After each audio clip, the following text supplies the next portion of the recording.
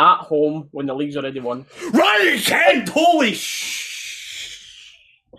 What is going on, everyone? Welcome back to another video on the channel. And this one's just going to be a little short review of the game against Hibs there and what turned out to be quite the training field for us. It was always going to be a question of how the players managed to stay motivated for this, and Gerrard spoke about that being a challenge. These games that, well, Hibs, they want to win to still try and come third to get into the Conference League or Europa League this year. I'm not sure what one that is, but one of them two, because somehow that no other team can get second this year, even as bad as Celtic have been. No other team are close to them at second, and that just really shows how bad this league is, to be honest. I'm usually quite in the know of what happens to the second and third place teams with just how we've been performing for the past couple of seasons, but this season I'm just interested in what the champions get, you know?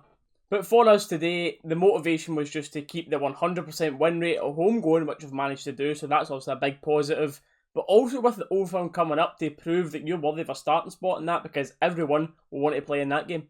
Evidently, today's game was a big task for the players to actually get up for because we were nowhere near our best. We're still done enough to take care of Hibs, who are third in the table, but we were nowhere near our best today. It came in the end of the match and we were talking about picking a man of the match. It was one of those performances where I feel like everyone just had a 6, 7 out of 10, just done enough to get the job done, but I thought there was no real standouts today. Our first goal did come early enough today though, with Joe Aribo getting it just before the 20th minute mark, and during that little period we were piling on the pressure. Not long before that as well, we scored a goal which was offside through Roof, and this was a reaction to that. Yeah, hold on. Alfie to... Oh, and it goes in. I don't know if it's been stopped.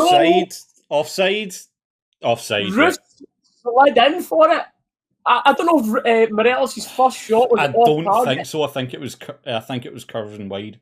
But if that was going on target, Morelos will be one unhappy chappy because he's had a shot. Roof's poacher's instinct. We'll see it again here.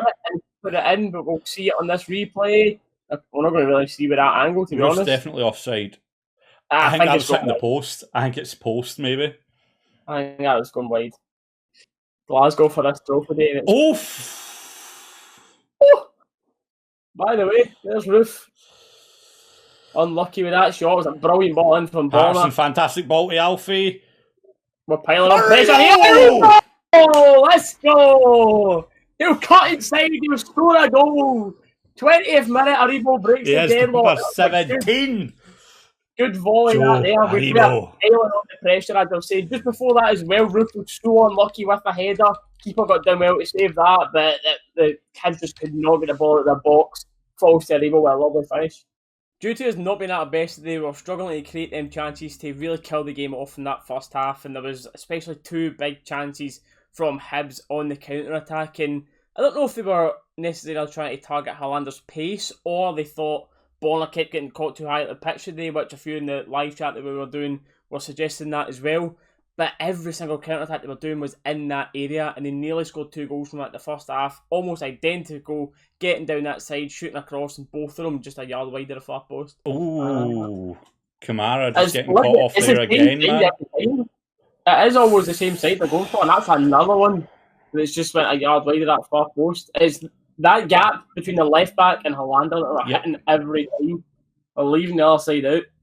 And now this season we have had some unbelievable goals. Roofs, Defoe's finish against Livingston, you've had Ryan Jack's volley, we've had lovely intricate passing goals as well, but this one again is up there for a contender goal this season. I think Roof's going to take that. But another outstanding goal from Ryan Kent and an individual moment of brilliance. From that I was going to do a watch along for, it would be one in the league at home when the league's already won. Ryan Kent! Holy And by the way, we speak about people shooting from outside the box. We literally just had the conversation and Ryan Kent has just bust the net from about 35 yards, cutting inside on that left foot. He has let rip and the keeper has had no chance. Oh my God, Ryan Kent. Then unfortunately as well, not finishing out the game with a clean sheet. The only gutting thing about a Friday night is Hibs pull a goal back. Nisbet. Speaking about gutting things, Hibs have just took away a clean sheet, just a cross into the box. Gets up above, I think it was Goldson, and it was near him. Header seemed alright. 2-1. Bit more of a nervy ending now. We'll see it back in this replay, but